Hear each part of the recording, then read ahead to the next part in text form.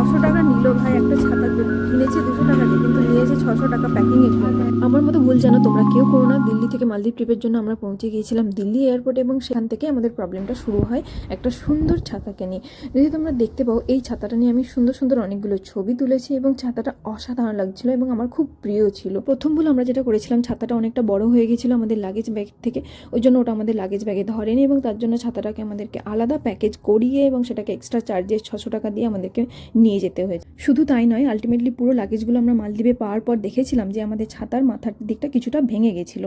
আরেক সমস্যা হয়েছিল মালদ্বীপ থেকে ফেরার সময় বম্বে এয়ারপোর্টে। ওনারা আমাদেরকে ছাতাটার জন্য 1000 রুপিস চার্জেস চেয়েছিলেন, কিন্তু আমরা যেখানে ছাতাটার দামই নিয়েছে 200 টাকা, আমি কেন 1000 রুপিস দিতে যাবো? তাই সেই টাকায় আমার অনেকগুলো ছাতা হয়ে যাবে, তাই জন্য বম্বে এয়ারপোর্টে আমাকে ছাতাটা ফেলে আসতে হয়েছে। ওদেরকে আমি একটা সাজেশন দিতে পারি, সিকিউরিটি চেকিনে অ্যালাউ করে না এমন কোনো জিনিস নিয়ে যেতে গেলে সেটা তোমরা তো আমাদের লাগেজ ব্যাগের মাপ অনুযায়ী কিনো, যাতে সেটা সুরক্ষিত থাকে এবং কোনো একটা এক্সট্রা চার্জেস না দিতে হয়।